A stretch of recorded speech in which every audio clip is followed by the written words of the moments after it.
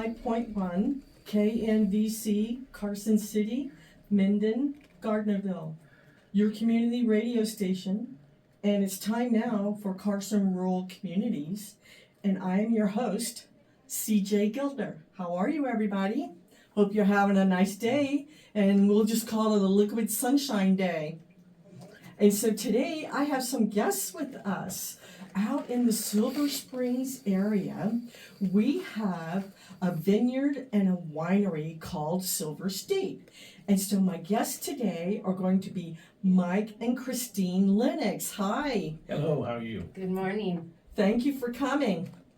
Hope your day is going well. It's going great. Great, excellent. So, I called you, Mike, because I've been following you over 15 years, so you have a silent stalker. And so many years ago, I was just driving around 9th Street in Silver Springs, and I saw like 2 grapevines.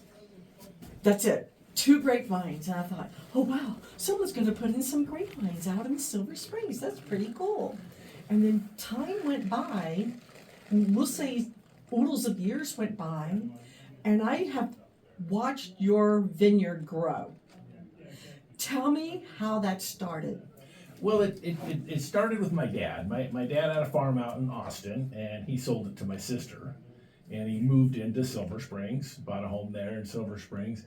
And you could take a farmer off the farm, but you can't take the farmer out of him. That's true. So he got there, and he met with Charlie Frey of the Frey Ranch. They had a Churchill Vineyards, and they started talking grapes, and like 2 old farmers, they would talk for hours about grapes, and it wasn't too long I was out drilling holes and planting grapes for them. So it was a crazy experiment that he started. Unfortunately, he did pass. We ended up buying the property from my mom because it was just a lot of work. Yes. So and it was one of those crazy things. It's too big for a hobby and not big enough for a business. So we decided, what the heck, we'll jump in and we'll try to make a business out of it. So Well, that's cool. yeah. So you've been growing these grapes for 15 years. Yeah. And what do you have to do to help grow those grapes, Christine? So he's the one who tells me what to do. I'll go out. He really does all the work. He's a pruner. He knows what the minerals and the fertilizers. He does all that. So my part is supporting him. When he goes out, like, he'll show me how to prune a little bit.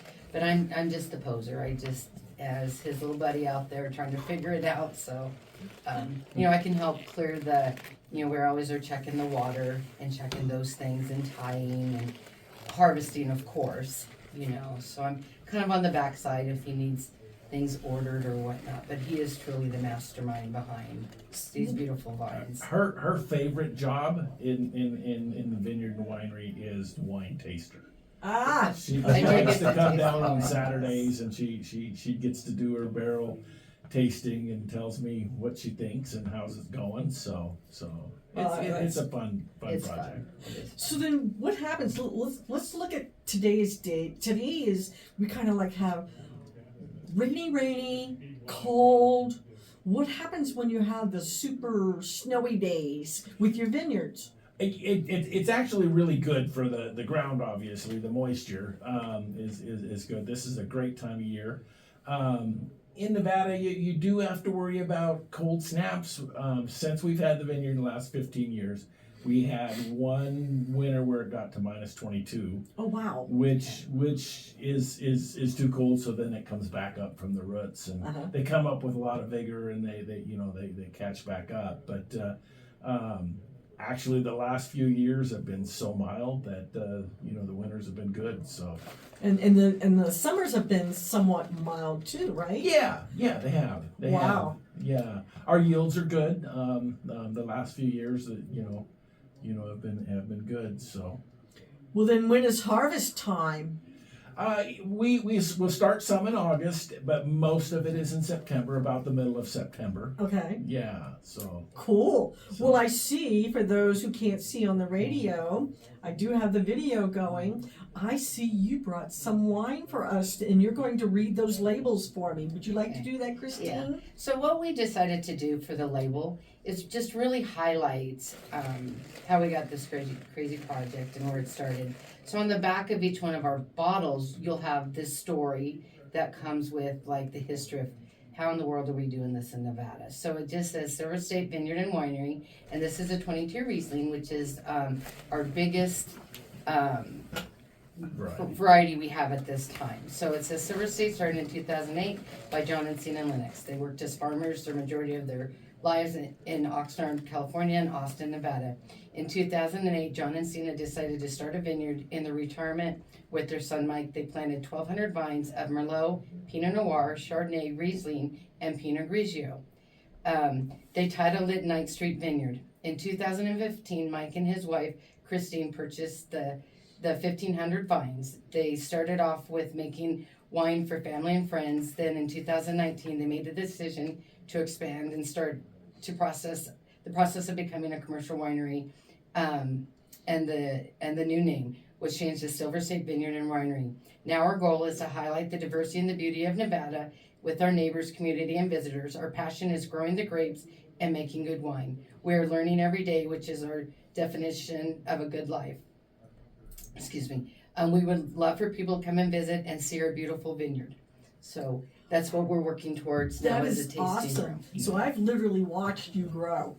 So it is pretty cool. So yes. So how big is the property itself? You know, it's just a 5 acre lot. Oh, wow. And we planted another 800 this year, 850 this year. So we've got about 3 acres in production. Okay. So we purchase wine from other growers here in northern Nevada. There's one in Palomino Valley. The Russells have a 6 acre vineyard. Okay. It's a beautiful vineyard, and then we purchased some from Steve Pellegrini in Urington. Okay. And then we do get some out of Fish Lake Valley. So we get grapes from all over Nevada, and we have purchased this last year the growers in California. A lot of them had to drop their grapes because the price is so low. Yes. So we did purchase some this year from California Lodi. So Okay. yeah. So I have a dumb question. uh-huh. Do you have to stomp on the grapes yourself, or is it all in the machinery? Yeah, it's all in machinery. We bought all our equipment from Churchill Vineyard, which is Frey Ranch right now. Okay. And with the equipment, it's big equipment. We ended up. We also do a custom crush, so we actually process grapes for other vineyards. One of our biggest customers is Schatz Bakery down in Bishop, Oh, sure. and they've got about 15 acres of grapes, and we do about 50 tons of their grapes a year. That's a lot. Yeah, That is yeah. a lot. So, Wow. So I spend a lot of time in the wintertime bottling. So, living out in the Silver Springs area, and I've been stuck out there a couple of times with 4-wheel drive. How does that compare, the soil compare from the Lahontan Silver Springs area to the everyday vineyard soil? Well, where we're located, it's up on it's on the side of the hill on 9th Street there. Right. And it's rocky. It's actually when you're digging your holes, you can see it's old seafloor bed. You can bring up the old seafloor, and that gives the grapes a nice mineralization. There's a saying in viticulture, all vine, no wine. So actually, when it's in too good a soil, sometimes you have a tough time because they have to be stressed a little bit. Yes. So we find the soil's good.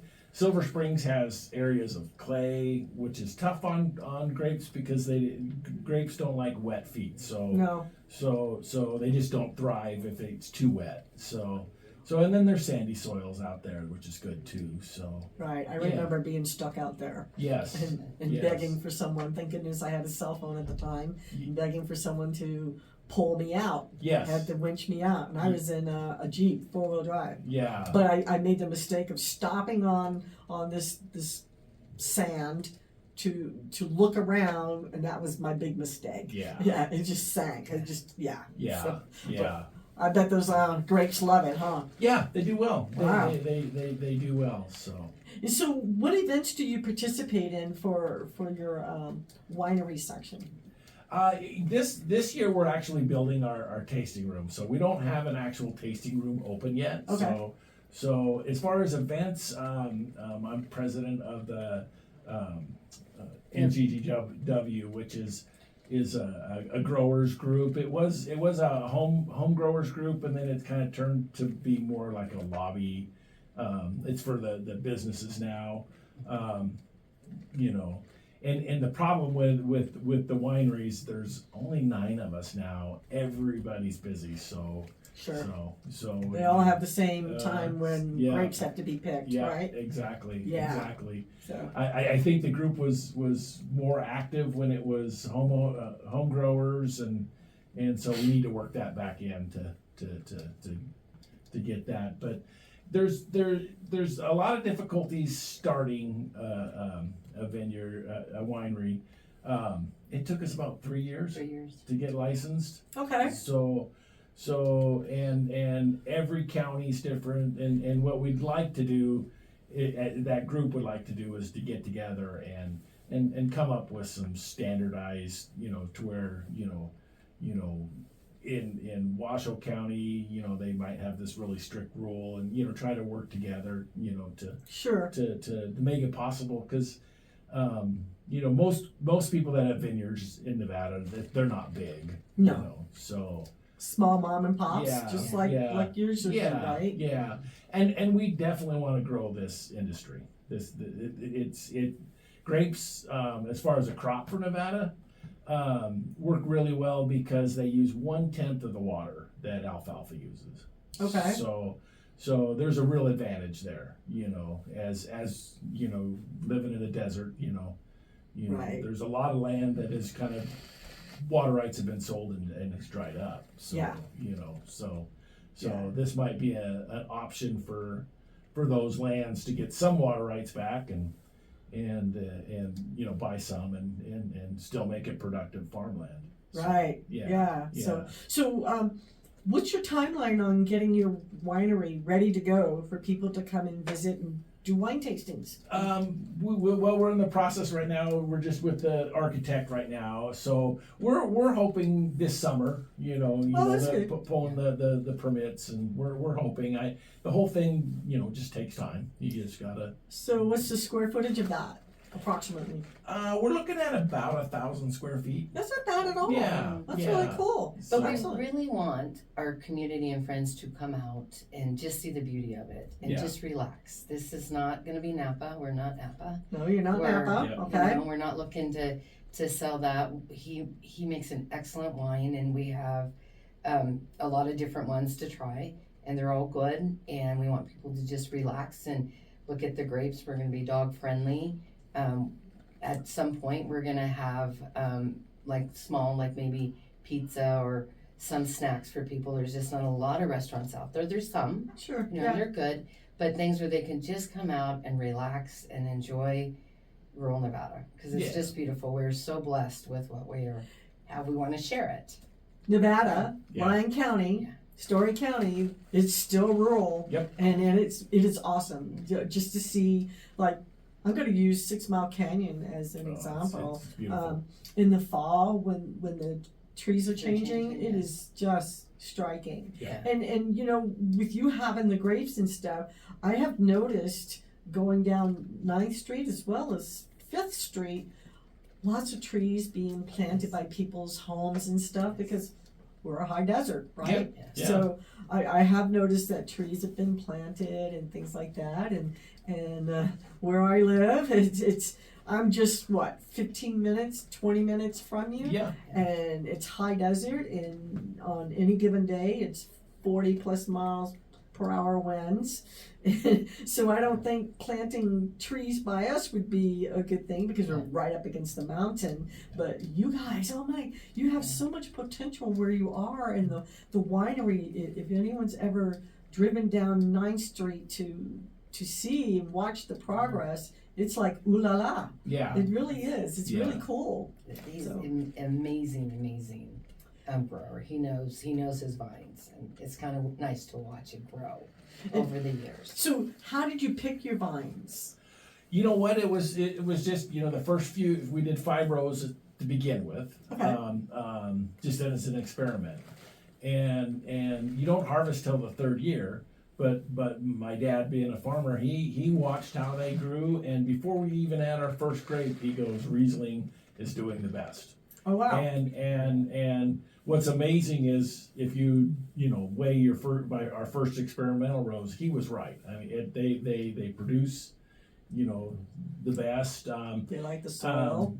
The white wines do better in Nevada, it seems. But we're having success with the reds too, Sure. And 60% of wine sales are red, so you gotta have reds. So Yep. so Yeah, people like their red wines. yeah.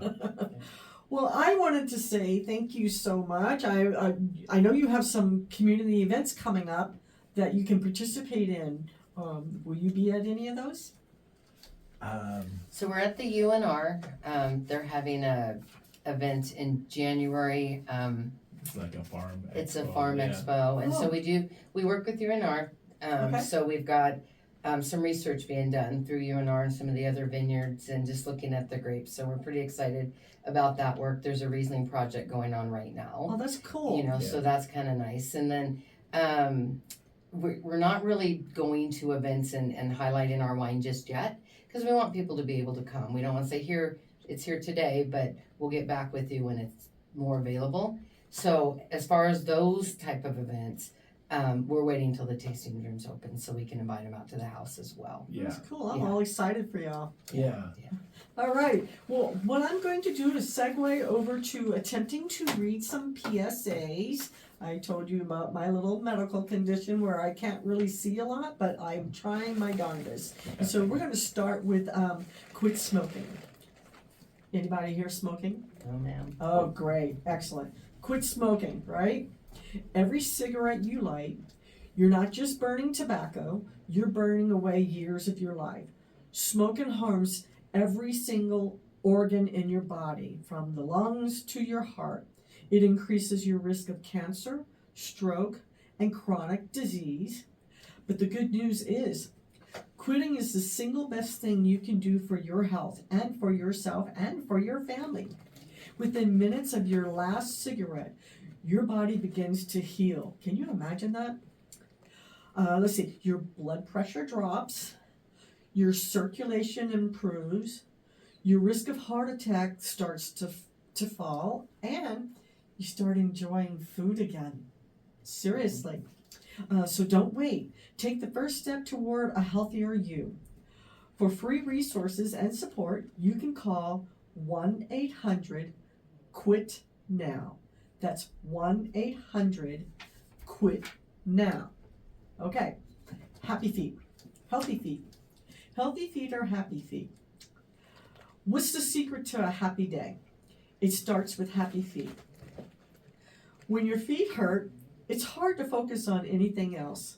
Pain, aches, discomfort, it can turn a great day into a sour day. But healthy feet can help you moving. It can help you exploring and doing the things you love. Don't ignore the warning signs, whether it's a nagging ache or sharp pain. It's your body telling you to take care of your foundation. Healthy feet are happy and they love you. For more information and tips on keeping your feet healthy, visit the American Podiatric Medical Association, and that is at apma.org.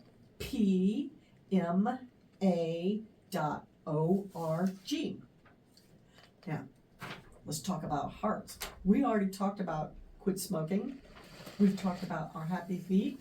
let's move on over to our hearts. Your heart is a powerhouse, beating over 100,000 times a day to keep you going.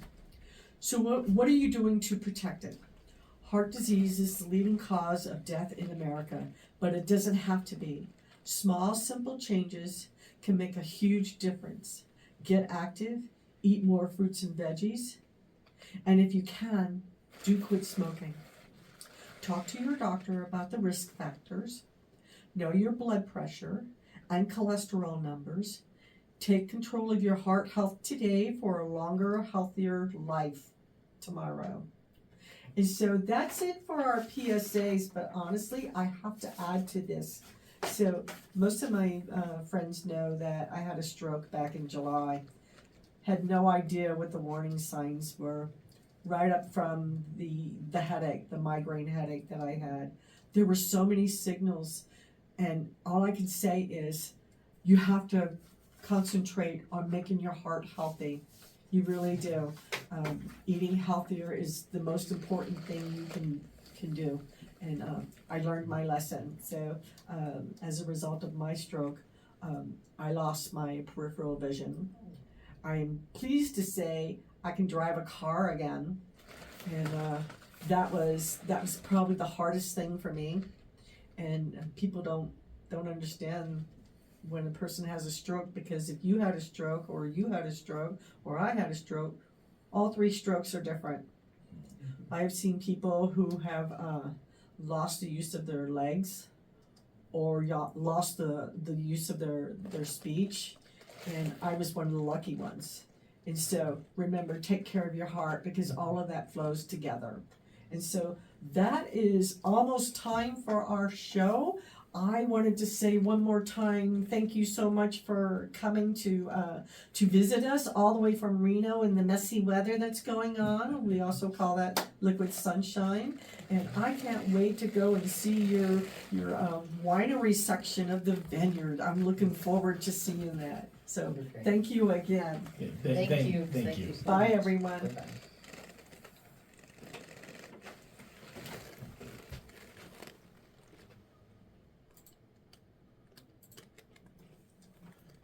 Okay.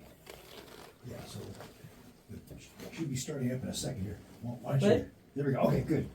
It's kicked in. Let's see what Okay. do we actually I have couldn't- sound here. Okay, here, why don't you step up and I'll be out here. See, still learning the electronics. Okay. But I did good. He didn't even have to tell me. He didn't have to slap my hand or anything.